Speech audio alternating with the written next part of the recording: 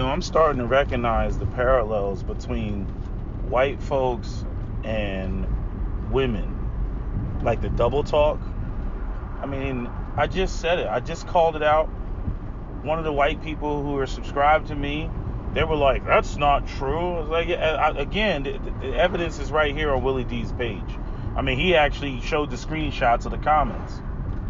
It seriously reminds me of when you have women talking about, I have nobody to date, ain't no man on my level, and then as soon as you point out a man that is either on their level or exceeding their level, then the complaint switches to evil patriarchy and men leading, and men only want to oppress women. As soon as you start talking about them dealing with a man that's ahead of them, all of a sudden now it's evil patriarchy, when their number one complaint was men are not on my level, all that nonsense, right? And so, this whole situation with these black folks that went out, the 19 families that went out and bought some land in Georgia, again, white people run around, oh, y'all black people, you need to show some personal responsibility, you need to do for self, right? Y'all need to stop mooching off the white man, right? That's what they say. That's what the criticism black people hear all the time, day in and day out. These typical white supremacist talking points, right? Then as soon as black people do for self, it's a fucking problem. It's whining, it's bitching, just like I told you that white kid that said, my father says, what the problem is with the black community? Black people don't take care of their own. They don't do for self. I'm like, you know what? You're 100% right. Black people need to handle their own business. We need our own banks. We need our own businesses. We need our own supermarkets. We need our own law firms. We need our own, et cetera, et cetera, et cetera. And he immediately, oh, that sounds like reverse racism. I mean, you got to think about the sick pathology of white folks when it comes to this shit. We don't want you around us, okay? Y'all are a problem. Why don't you go somewhere? And then as soon as black people say, okay, fine, we're out. We're the fuck out. We're going somewhere else. We're going to go and, create our own shit. Just like with the Moulin Rouge that wasn't open for more than 11 months. And what happened? The Italian mob that was controlling, all the big casinos out there in Las Vegas, when the Moulin Rouge got too big and people were really going out there, you had non-racist white people who would even go there, who brought a lot of attention, like Frank Sinatra, because of the whole Sammy Davis Jr. and the Rat Pack and all that other stuff, So, what benefit did the Moulin Rouge have? There was race mixing. Right? People were allowed to socialize together. The Moulin Rouge was actually inclusive when white folks were exclusive.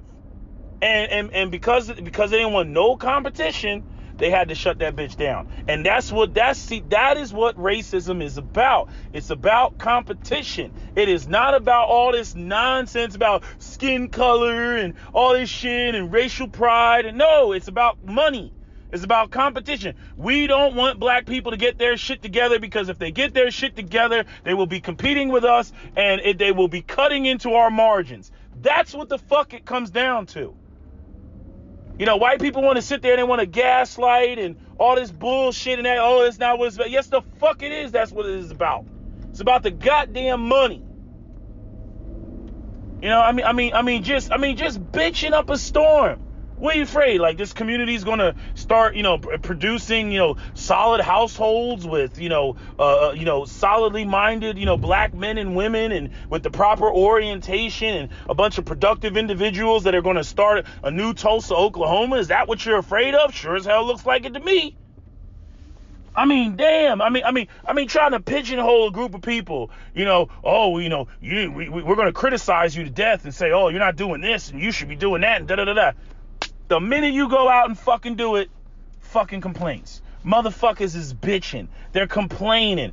This is why I say white people are fragile. There's a white fragility that is on insane levels. And the thing is like white people will say, oh, black people, they're fragile. They're always screaming racism and this, because the racism is going on. White people, the dominant group in society, control the Fortune 500 companies, the fucking banks. This society and this system was built for y'all.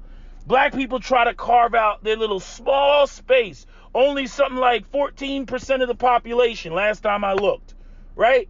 Trying to carve out their little small space. Bitching. You know, I don't know what special powers black people have over white people. Because, like, when it comes to other groups, like, there's not this level of bitching. Right? The Hispanics, they go off, they do their thing. It's like nobody notices. Asians go off, they do their thing. Nobody notices. Black people go off and do their thing, and it's a bunch of bitching. Now, what I will agree with Willie D on, black people got to learn how to move in silence and do what they do and just do it. Stop making all these fucking announcements and shit like you've already accomplished something before it even starts, before you even get the ball rolling. Now it's all eyes on you, all the Breitbart people that are writing comments. Now everybody's like, oh, they're out there trying to form an ethno-state. Like, this is what they're saying now. This is what they're going to say now. And I'm like, damn, man, like, why don't y'all know how to move in silence? You do what you gotta do, and then next thing you know, when the next time they look up, you know, you don't already set the shit up already. You know what I'm saying? Like this is the smart thing that Asians do.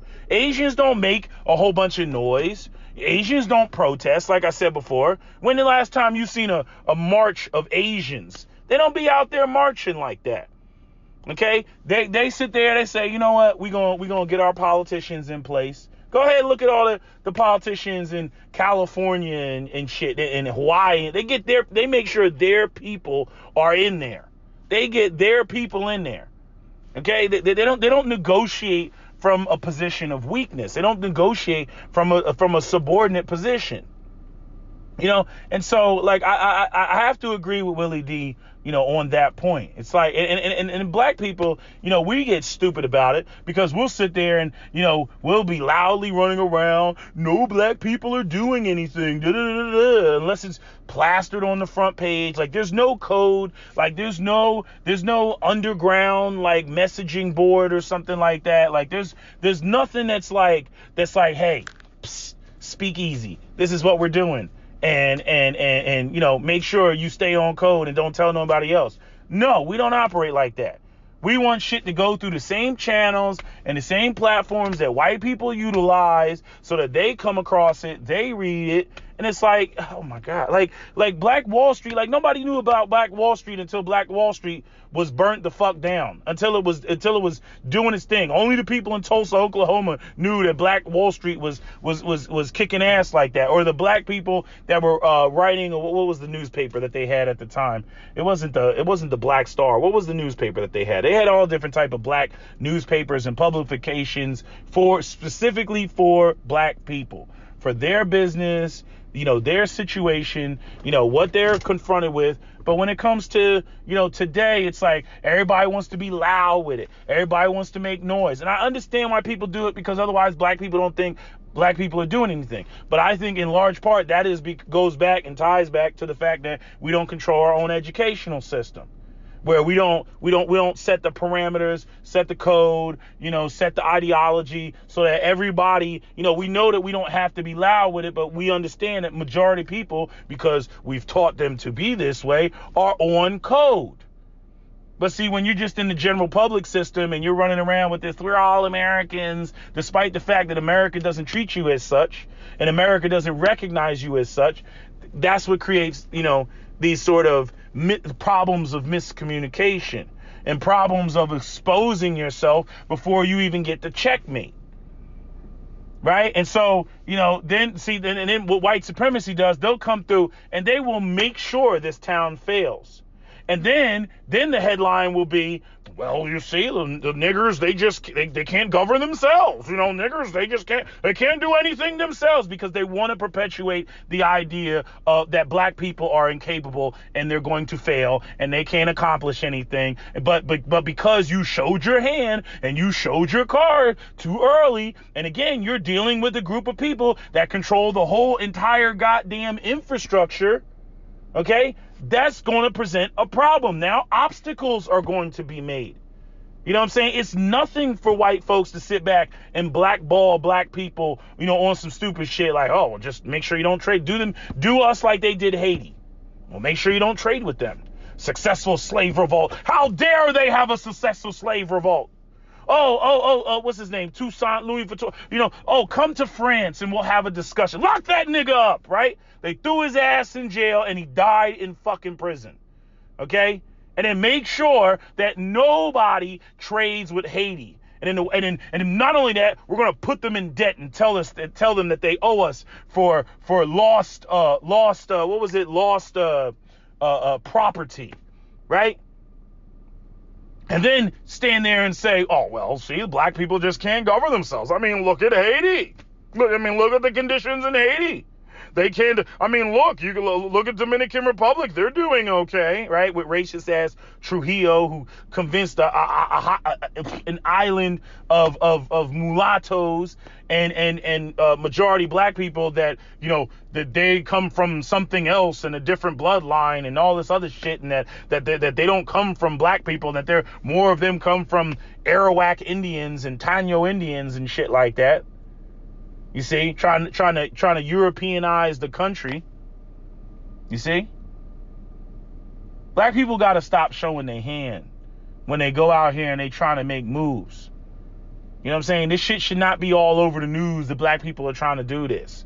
Because obviously you see the white media's using it, Breitbart and all that other shit. They're using it to you know, paint these false narratives. You see? So, I'm glad they're doing it. I'm glad these families decided to, you know, try to do something. But again, I wish we were more sophisticated about in the manner in which we went about it. Anyway, that's all I gotta say. That's my video. SWP out. Reverse racism. This is reverse racism. It's fucking bullshit. Anyway, that's my video. SWP out. Told you so. You know, it's crazy. Like, just the more I think about it, the more I just, you know, I come up with these answers. You know, and it's like, you know, white people, they're like, you know what they're like, and it all ties back to you know, issues with women. They're like women. I mean, every time I think about the type of shit that white supremacy does, I'm like, you're like a fucking woman when you're in a relationship with them. You know, it's like, you know, you try to point out something, you know, and you get mad enough, and let's say you call her a bitch. All bets are off. You called me a bitch. It's like, you were acting like a bitch. You called me a bitch. Now every valid point that you've made is somehow invalidated because you called her out of her name. And now she's going to flip the argument and make it all about you calling her a bitch and whatever ideas that she has about how you disrespected her, as opposed to the fact that what she did that pissed you off initially was more egregious than you calling her a bitch. Right? So, like, I'm like looking at the whole situation. Like, I just look at like white people. They project all the time. Like, if you really want to know what's going on, all you gotta do is listen to white people, and the accusations they make about black people is really a projection of what's going on with them. Like the whole, black people, y'all play the victim. White people have been trying to play the victim when they're not even victims of shit. I mean, when you look at it, like there's the stated, and then there's the unstated, right? Going back to this whole black people, the 19 families going off and, you know, trying to form, you know, their own, you know, community, which I think they prematurely made a statement about it. But it's like, okay, white people will come through and they'll scream, you know, reverse racism, right? And white people have a long history, right? They're like, oh, this is an ethno state. You're denying white people entry, right? Even though that hasn't even happened yet, right? But I'm saying, when you look at it, right? Black family wants to move into a predominantly white community, right? And we've seen examples of this. I know a doctor that this happened to. They went inside the house and wrote nigger on the wall when he moved into the neighborhood. Where do you hear stories about that? Where do you hear a white person moving into a predominantly black neighborhood and then black people spraying "Get out, cracker" on the wall, "Get out, whitey"? Like where does that go on? White people have a long history of saying we don't want black people in our community. They have it in the covenants in their communities. Levittown, Pennsylvania, Levittown, New Jersey, which is now Willingboro, New Jersey. Okay, go look into the history of Levittown. He did not want black people in his communities. Didn't want them there. That's why the Myers of Levittown, Pennsylvania was such a big, it was such a big issue. This is a white community. Again, all that shit with the denial of FHA loans and all these covenants, you will not sell the property to a black person. White people created exclusively white communities. You don't want black people around. You don't want us in your space. You don't want us in your hair. You say it all the time. Personal responsibility this. Y'all need to do for self that. Y'all need to stop breathing up all the white man's air. Y'all need to stop mooching and taking this and taking that. Why don't you go and do this and do that? Y'all need to stop being victims. Y'all need to stop being beggars. Y'all need to stop trying to shame white people and trying to do the right thing, because we will not do the right thing. Fuck what the Bible has to say. Now pardon me as I head to my way onto church or something shit like that, right? I'm saying this is what they say. So you get a bunch of black people that say, okay, they don't want us around. We're going to carve out our own space, right? No rules have been implemented yet. Just a discussion like, hey, we're going to go over here and start anew and have a thriving, intact black community, right? And white people is bitching. I mean, bitching. You think that they would be, I'm saying, y'all bring every other coon Negro on Fox News and all the conservative talking points and Thomas Sowell and Larry Elders and you sit there every time they say something about black people actually being personally responsible and taking accountability, for their plight or their condition of this situation. You bring out Larry Elders, you bring out, Thomas Sowell, you bring out whatever other coon black person you want to bring out, right? Then when black people actually do it, you're bitching, you're filing complaints, you're screaming reverse racism. You're screaming somehow your white people are being excluded when they haven't been excluded yet. Not to mention, what are you really bitching about? Example, what white people, seriously speaking, let's say this community popped up and it was doing well and it was kick ass and it was 99.9% black. Okay? I'm saying, again, it's already been proven throughout American history that white people don't want to be around black people. It's already been proven. So what are you going to do? What are you trying to fight for your right to march into the black community when you don't even want to be there? You don't want to be there. So you just want to have the right to go into the black community, but you don't really want, you don't want to live there. You just want to be able to, it's my right to walk through this thriving black community. It's my right. So basically you're going to start doing like the open carry people do and just I'm going to walk directly through this black community and dare somebody to stop me, right? You just got to come in there and prove that white people are still the dominant force in America, and prove that no black people can stop you from doing what you want to do in your home, country of America as you see it, right? It's so even though you don't want to be there, even though you never buy property there, right? You're gonna bitch and file a complaint, even though you have no intentions of being there. None at all. None whatsoever. You're not interested? Are you interested in living here? No. Are you interested in your kids going to school here? No. Okay, so what are you mad about? It's my right to walk through this predominantly black community. And if I so wanted to move here, it's my right as an American citizen to move. But you don't want to be around black people, right? Right. And if a black person moved into your neighborhood or your community, right, you do a whole bunch of unspeakable things that you would then later deny, like writing, spray painting nigger on the wall, right? Or harassing like they did that guy in Ohio with the flag wars by coming up with a whole bunch of, crazy ordinances or whatever to try to get the person out of there, fine them to death, right? This is all the type of stuff that has already been done. It's already documented. Like, white people are talking about black people doing shit that black people have never done. That's the crazy part. They're bitching about a reverse racism that hasn't even happened yet.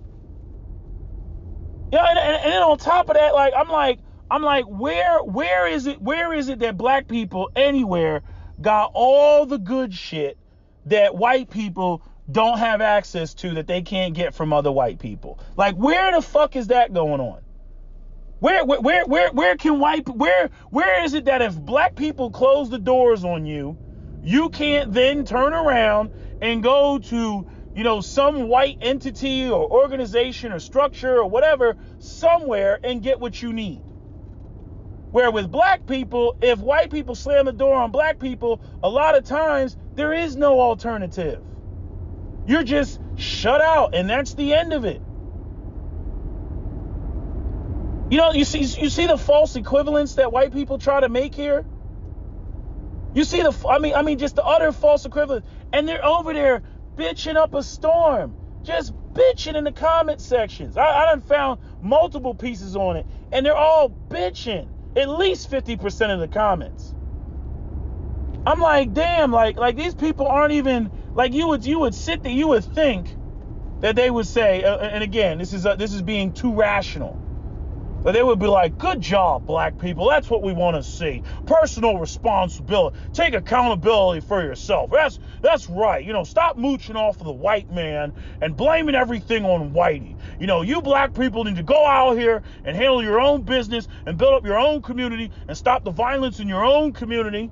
And that's what you need to do. So if some well-educated black people want to go off and buy some land, because they realize that the problems in Detroit that have been created by the system of white supremacy are just entirely too great and entirely too big, and they just want to go off like elite white people do, and only deal with, other white people who are educated, just like white people do, right? But in this case, dealing with other black people who are educated, professional, well-to-do, or whatever, right?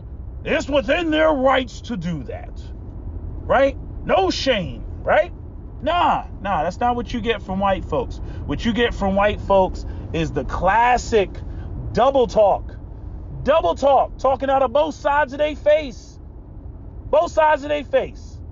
Oh, black people, they're all on welfare, breathing up all the white man's air.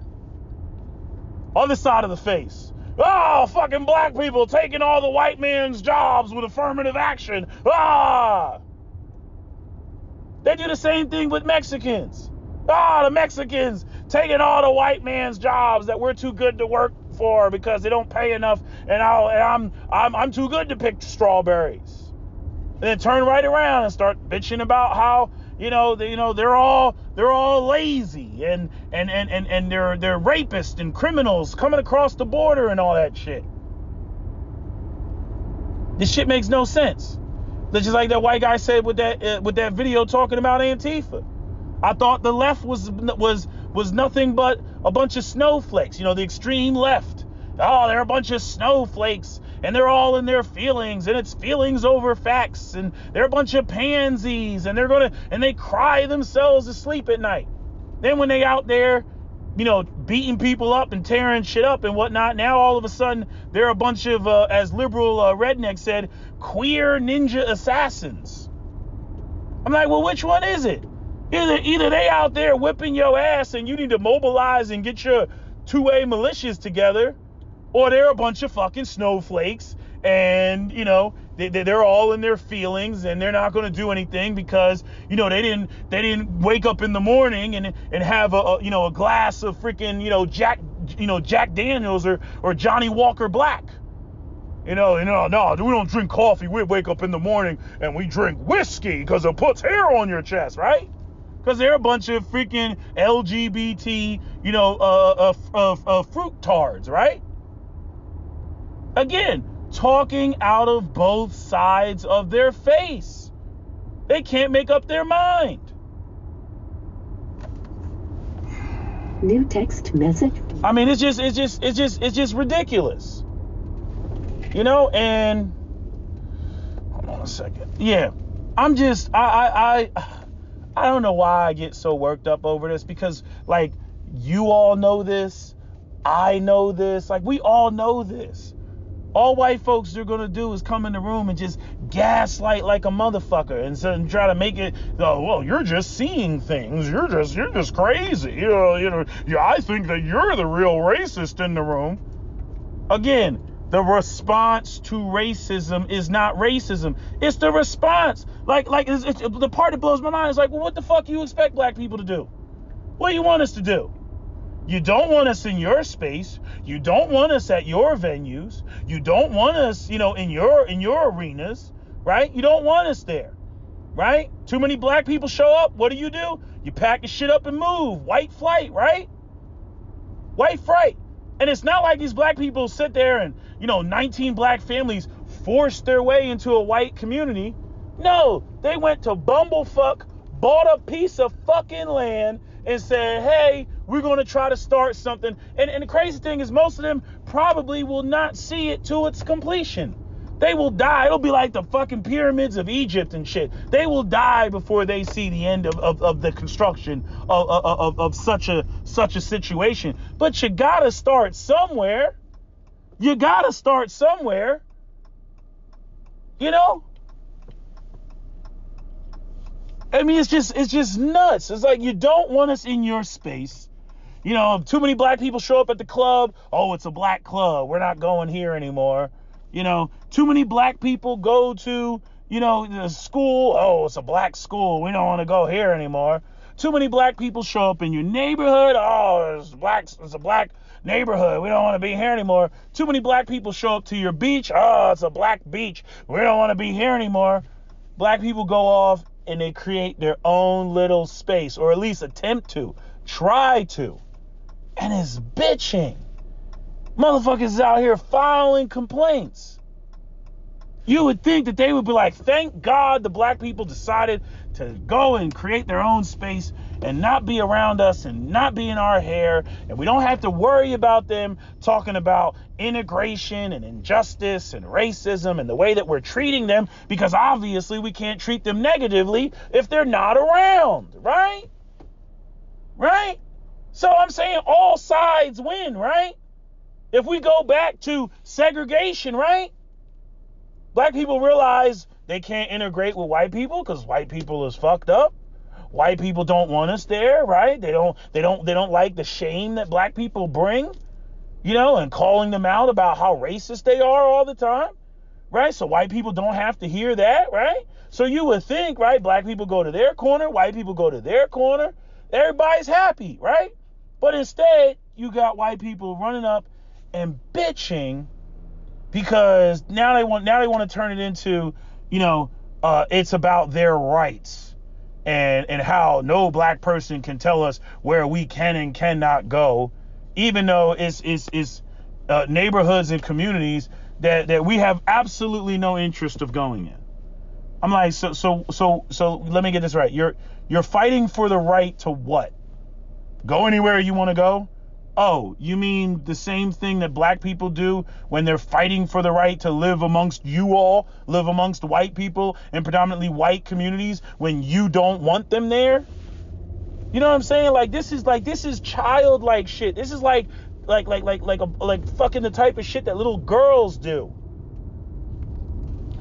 Oh my God, man.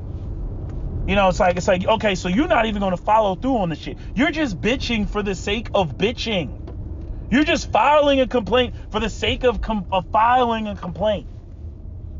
Men are not on my level.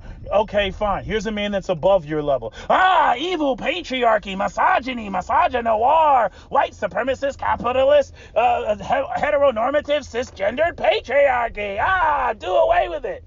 It's like, wait a minute, what? How, Sway? How? I thought this was a problem. I thought you couldn't find anybody on your level. How? How is this a fucking problem? I mean, it's insane. Like, it's just insane. The rhetoric, the shit that people say. I don't know what to do. You know, I'm like, okay, so clearly this contest cannot be won by being logical and philosophically consistent. Like, clearly this contest cannot be won. Again, this goes back to what Nellie Fuller said. White people want to control the conversation from both ends. They want to tell you how you should feel, and they want to complain and tell you how they feel. But they do not want you to define your own narrative and your own experience for yourself that makes you look bad. They're like Donald Trump. You know, like with this new book that came out. What's it called? Rage or some shit like that. I forget what's this guy's name. Woodward. Anyway, the guy came out with the book and shit. Donald Trump calling him all hours of the night. What's going to be in the book? What's she going to say about me? I hope that you're going to say everything's good. Because, you know, the economy is just really doing really well right now. And the economy is just kicking ass. And we've never had a stronger economy.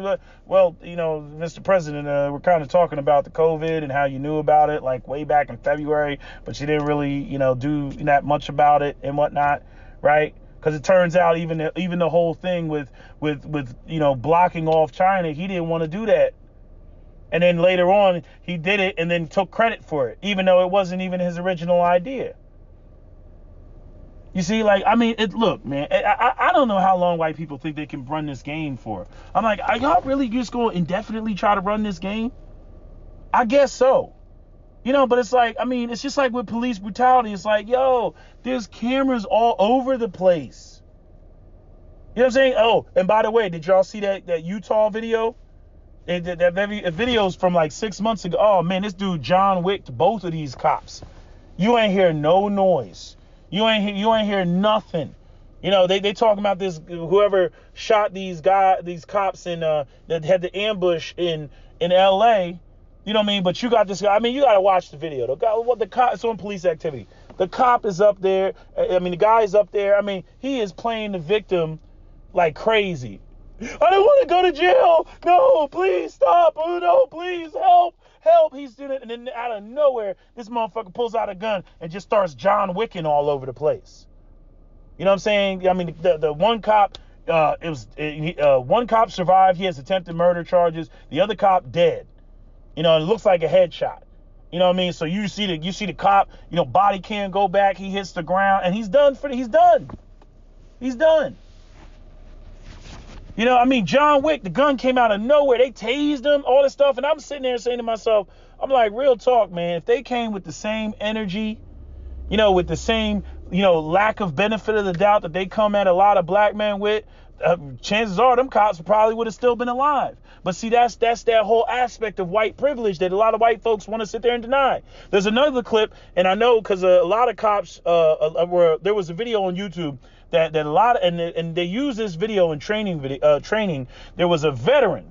He was an old kooky Vietnam veteran, and he was jumping up and down and dancing and, you know, telling the cop, you know, to fuck off and all this other shit.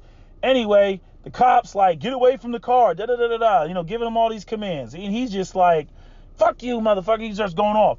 Then he goes in the car, pulls out a 30-30 carbine, you know, which is, you know, basically a World War II gun. And then he ends up shooting at the cop. You know, the cop, I think, shoots him in the stomach. And I think the cop had a 9mm. It wasn't even a 40 cal. And you know, he just ate that shit. He ate that 9mm. Like, he bent over and it just started continuing to fire. Like, you know, he was like, oh, I'm hit. And then just continue to fire. You know what I mean? And you could, and the cop got shot in the eye. He got shot in the eye, and you could hear his last breaths, you know, his blood's coming out of his mouth, gargling and shit like that. Fucked up. You know what I mean? But it's just like, yo, how many chances are you gonna give this dude? You know what I mean? Then you get the South Carolina cop, where the black guy, he's like, oh, can you get your wallet for me, please? Black guy turns around, goes and gets the wallet. Cop just starts dumping.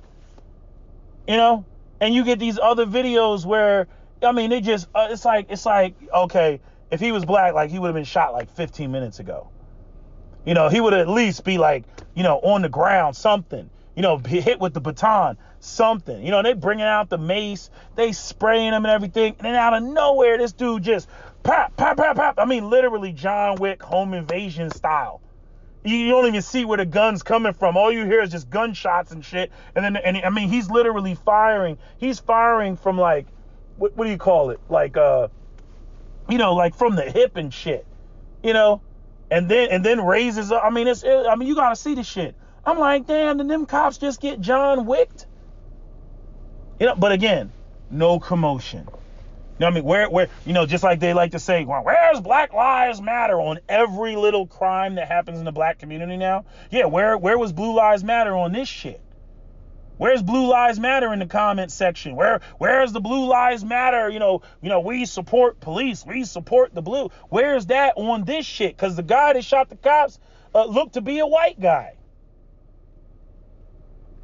I mean, it's fucking Utah. How many black people are in fucking Utah? But I mean, it's just crazy. It's unnecessary. I don't want to go to jail. He started crying and shit. I mean, he legit sounded like he was scared. You got to watch the shit. He's like, no, I don't want to go to jail. All that shit.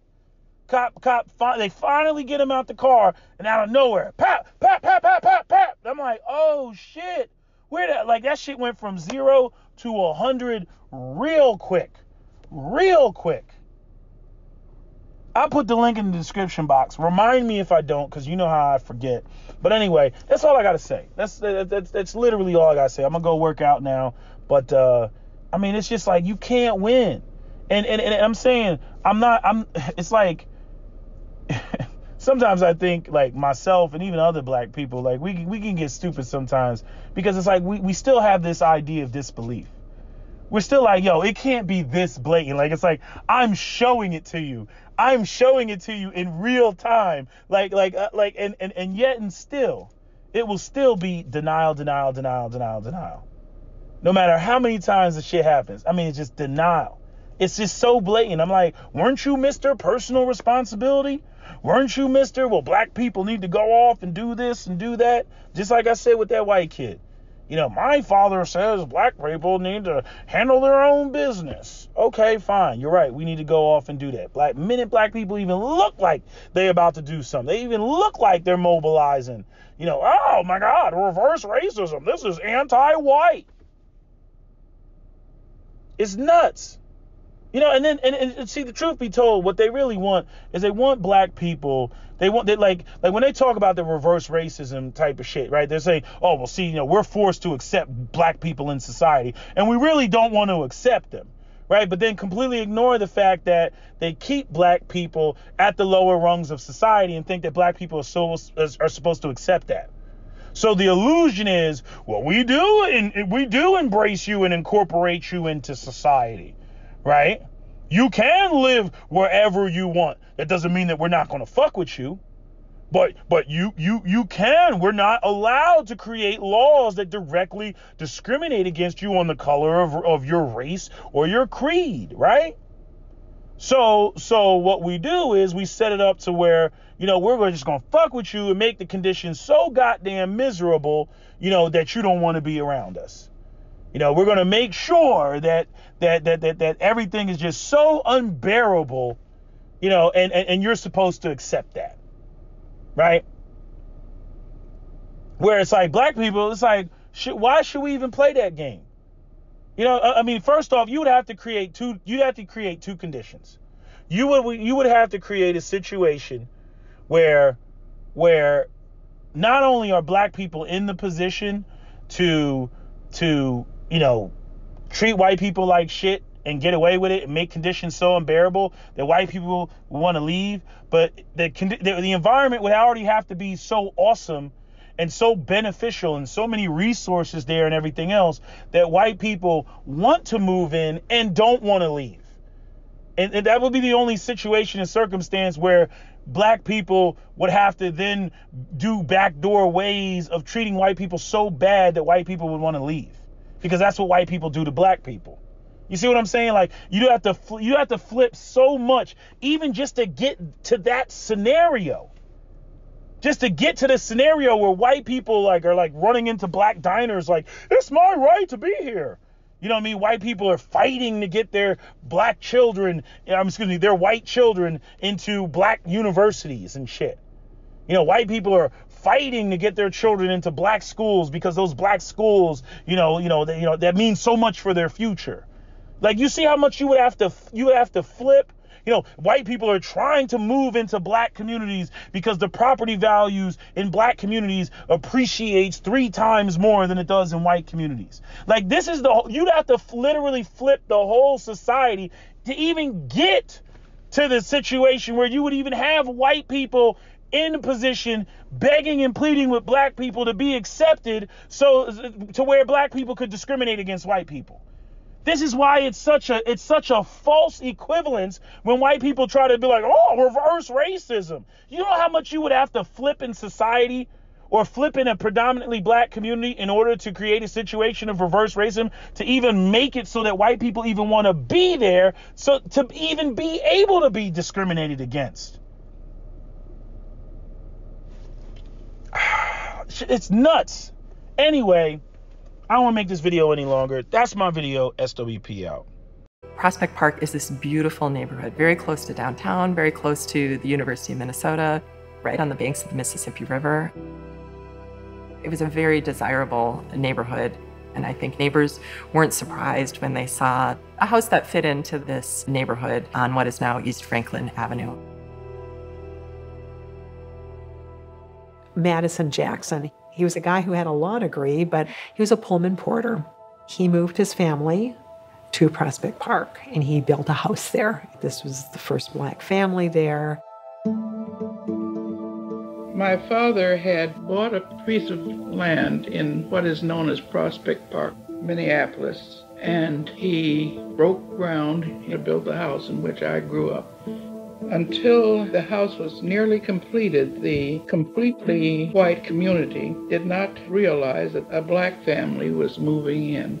And when we moved in, the whole community became quite aroused that a black family should be moving in. Marble Jackson, she said, when the neighbors across the street saw who they were, she said that lady started screaming when she realized that it was an African-American family that was moving in across the street from her. I was 7, so I remember them. Meetings on our lawn as to why we could not live there. When my father and mother wouldn't budge, they had committees come to meet them. And I remember sitting on the steps listening to some of the things that were said. For instance, one of the things, our children will not play with your children. And my father hadn't thought about the impact on the children. My father built us a playground like there was no other like it in the whole area. And we became the most popular children in the place. The neighbors couldn't keep their children away. A little while after they moved in, the father's friend and coworker also wanted to build a house in the neighborhood. William and Daisy Simpson, they were going to build a house as well. And they were staying in the Jackson house while their house was under construction. And I think that was the tipping point. And that's when the resistance from white homeowners really ramped up. And this is where the Tribune reports a race war in Prospect Park. This mob of over 100 people, the newspaper described it as some of the most powerful people in Minneapolis, marched on the Jackson House in October of 1909. They read prepared statements. It was decided that a large delegation should call upon you to make doubly impressive a fact, namely, that the white residents of this district do not want members of your race domiciled in our midst. We are not here to argue, but to make a perfectly plain statement of our position in the matter, to wit, that we do not want you.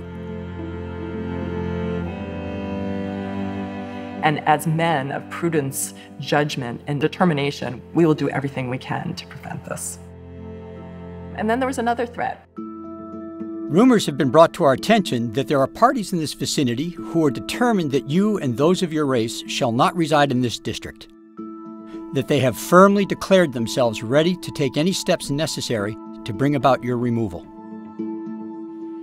And you have to understand, in 1909, this is a period where lynchings are commonplace. These were not idle threats. The amazing thing to me is that both of these families persisted. They stayed in their houses. The Simpsons built a lovely home, which is still there today. Marvel blazed a trail. She was the first African-American child to go through Pratt Elementary School. I learned that her mother had actually dated W.E.B. Du Bois before marrying Madison Jackson. That gives me clues as to what that household must have been like. As soon as they became teenagers, all those white friends she had basically abandoned her. At that time, I determined I was going to get out of that kind of society and go where my people were. She went to the University of Minnesota, where she dated Roy Wilkins and was engaged to him briefly. As soon as she finished at the University of Minnesota, she got out of Minneapolis. Her parents had protected her, I think, from a lot of the racism in her childhood, but when you get to be a grown-up, you certainly can experience this more. And she realized there was really no place for her here. Well, Minneapolis's loss was the Harlem Renaissance gain. She ended up moving to New York City. She ended up working for W.E.B. Du Bois. She ended up becoming one of the premier African-American journalists in the country.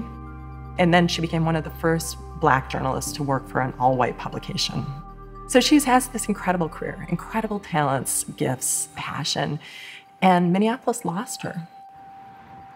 Madison Jackson died in 1927. Once he died and they sold the house, both families left Minneapolis. And I just wonder what it would have been like, if they had been welcomed. If Prospect Park had become an enclave for Black intellectuals and Black civil rights activists. What would that have been like? How would the city be different? And that's what I think about a lot when I think about this story. The problem with the Madison Jackson and William Simpson incident is people had to show up in their front yard and threaten them. And this was in 1909. I don't think it's any coincidence that in May of 1910, the first racial covenant shows up in South Minneapolis.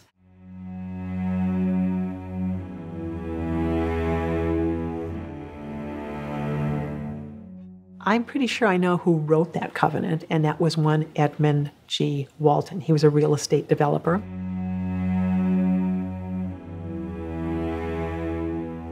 The legacy he left on Minneapolis, there's Edmund Boulevard, there's all these additions with his last name. Really, probably the most important and the worst was this legacy of racial covenants. So when people purchase a home, traditionally you get an abstract package.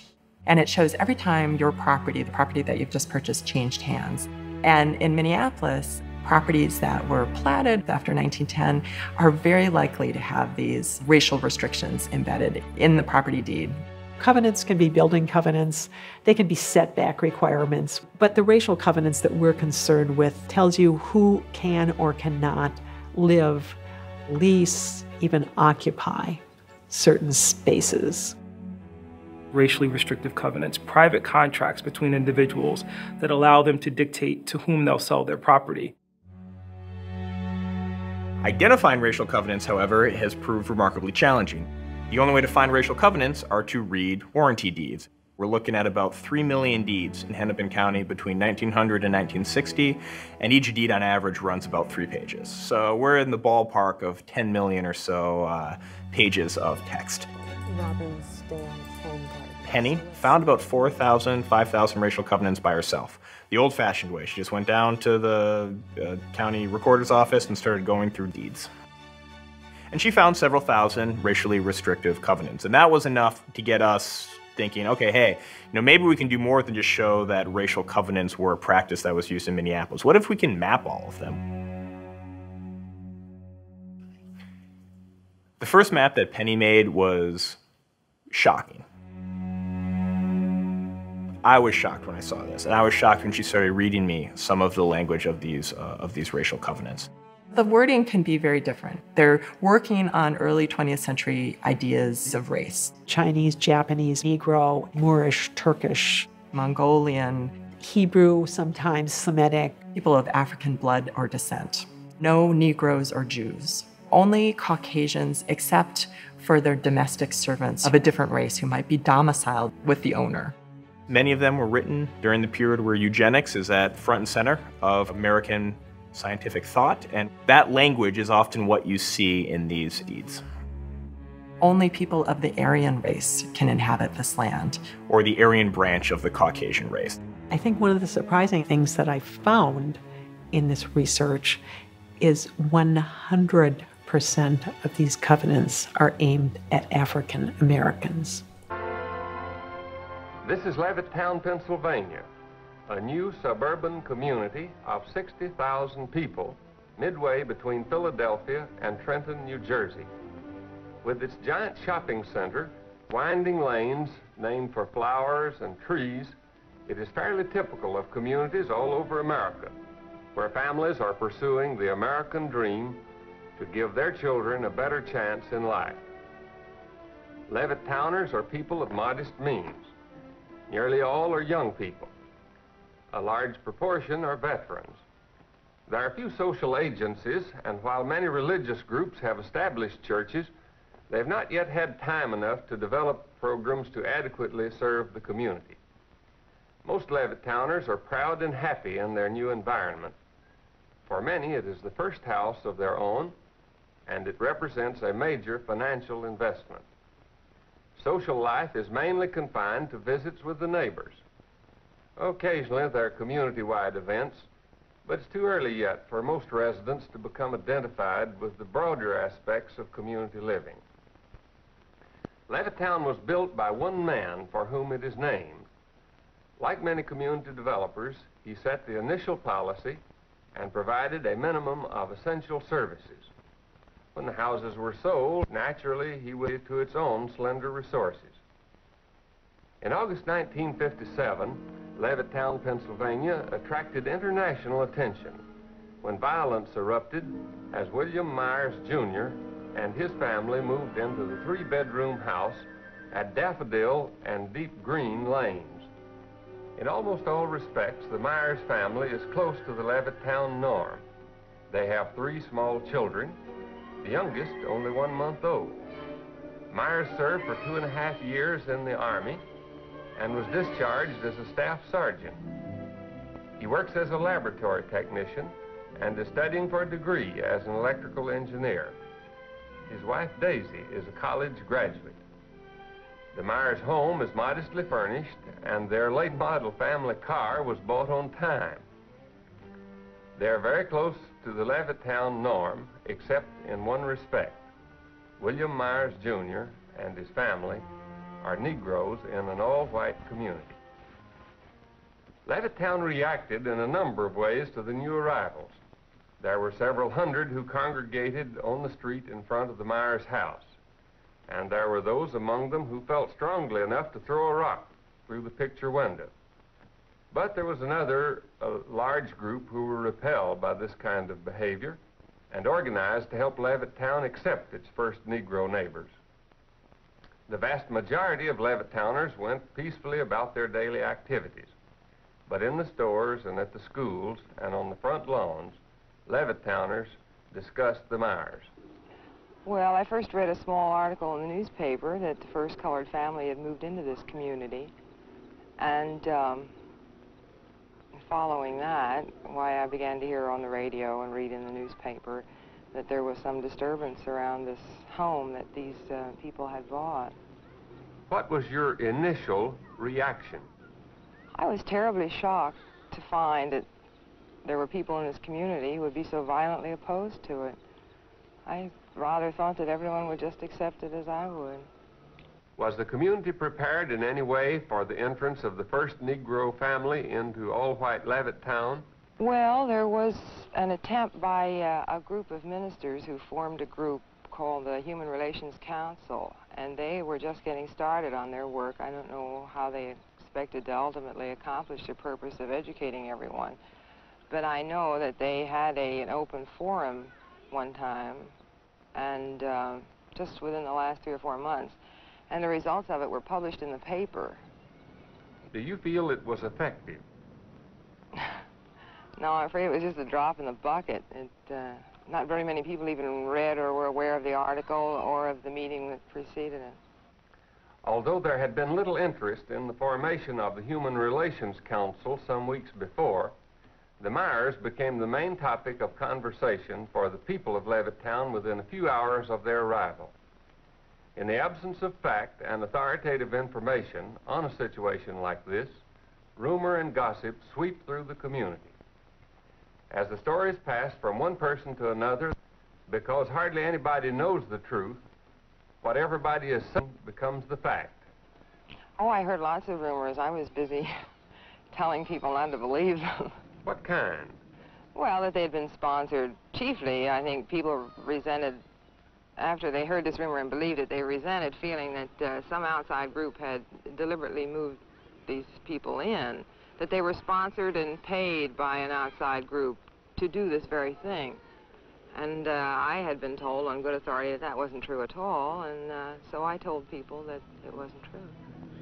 Do you feel that understanding the facts of the situation will help? Oh, yes, I do. I'm sure that a more reasonable attitude is going to prevail in this community, and I have great faith in the people here, and that they'll soon find out there's nothing to be afraid of. Some view the incident calmly and indicate acceptance of the fact. But for others, the Myers moving into Levittown constitutes an infringement of their own liberties. And under the impact of this situation, they react with anger and force. What they say reveals their deepest fears and frustrations. Why did you select Levittown to live? We were looking for a place to buy a home. We looked at Levittown, and we liked the homes here. We liked the advantages that Levittown seemed to offer in comparison to other cities. And we understood that it was going to be all white, and we were very happy to buy a home here. How about your children? Have you talked with them about the Myers? We have tried to keep the discussions away from the children.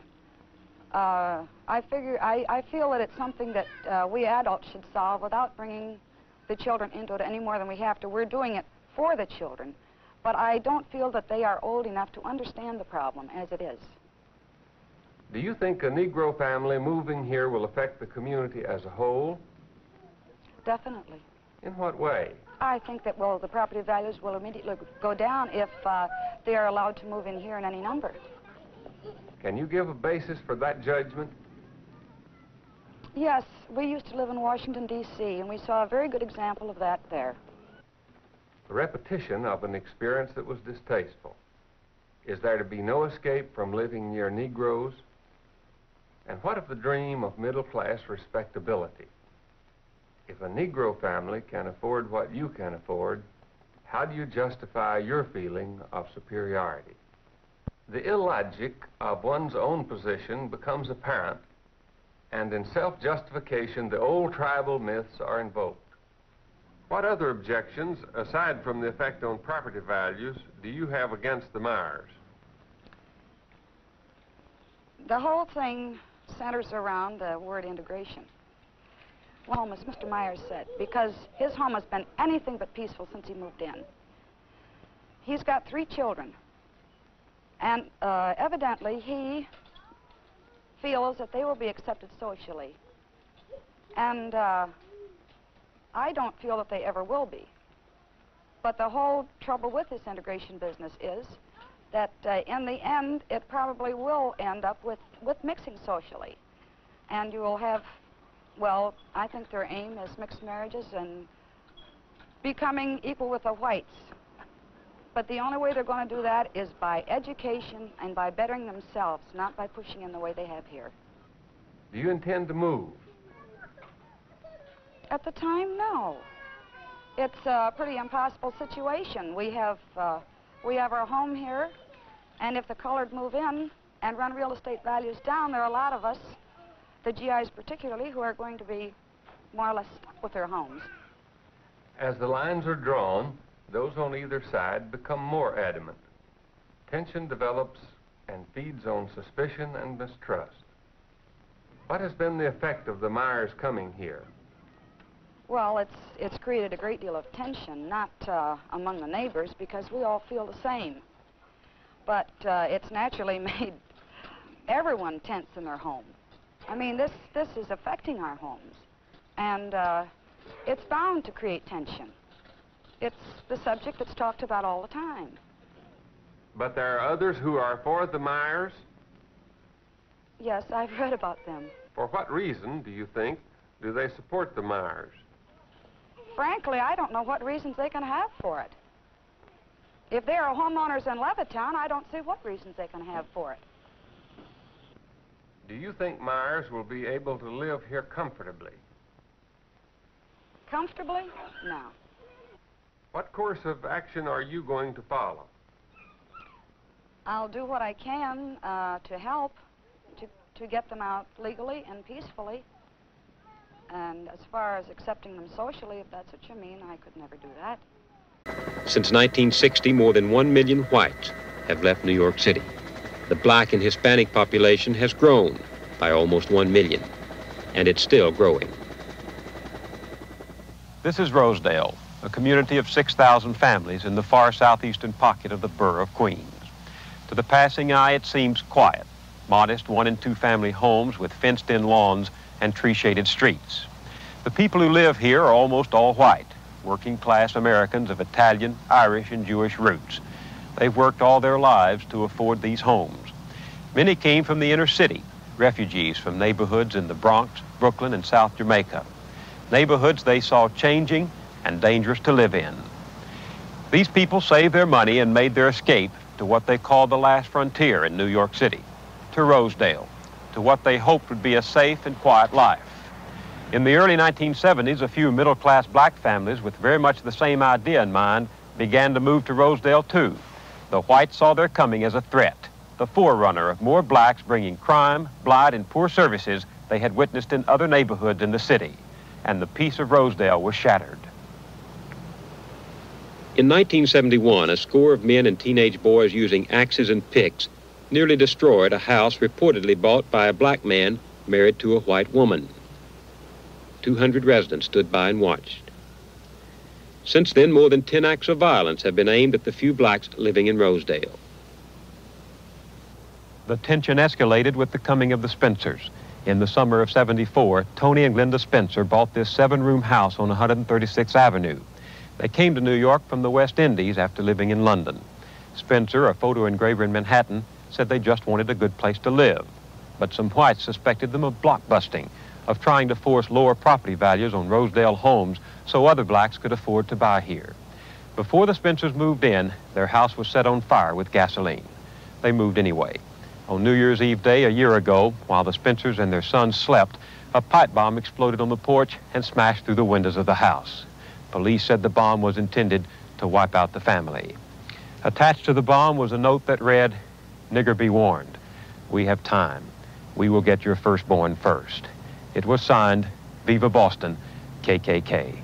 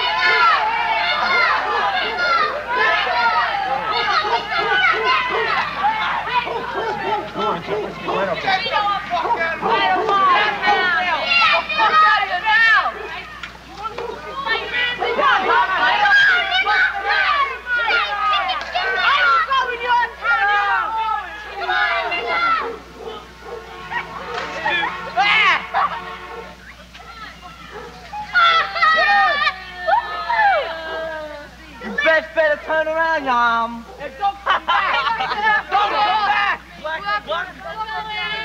Don't come back! Hey, there's a neighbor in the corner with him now. We were riding down this block, and these white people start saying, "Get out of here, niggas. You know, get out of my neighborhood. Don't come to this neighborhood." And then they start hitting on her. Throwing rocks and everything else. Throwing rocks. Because we were in their neighborhood. We went on a bike hike to McDonald's. We didn't mean to bother anybody. We had a nice We saw a parade. We down saw there. a gathering, so we went down there to see what was happening.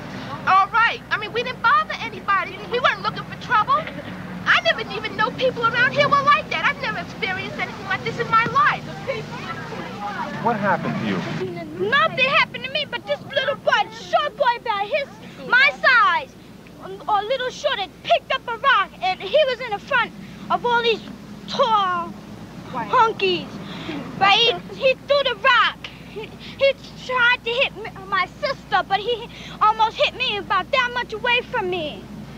And I was sure wish he had hit me with that rock. I would pick up the rock right next to me and hit him right dead in his face. They always say niggas are doing everything. They always say we're doing everything, right? Every time the white people come down the block, we don't push them out their neighborhood and throw rocks and start hitting them. We don't bother the white people around our neighborhood, but when we get in a white neighborhood, they just push us out. Yeah. Everybody with us, they said we're nothing, you know, they were a piece of dirt, dogs. I mean, that's the way you treat an animal. I mean, God, we're human beings. You don't treat other people like that. It's just wrong. Black, white, I don't care. A person is a person. Skin should have no bearing on how you treat a person. That's just wrong. I hate their goddamn guts. I can't say that I hate them. I can't say that it's totally the kids' fault. I mean, I'm sure their parents had some bearing on the way they feel and everything else. I think it's just the system. I don't know. I can't say that I hate them because I don't hate anybody. Do you forgive them? No. No. Can't take back no hurt. But they gonna always do that. They always spit on us like we some dogs. They always gonna do back that. on them. Ain't nothing gonna change.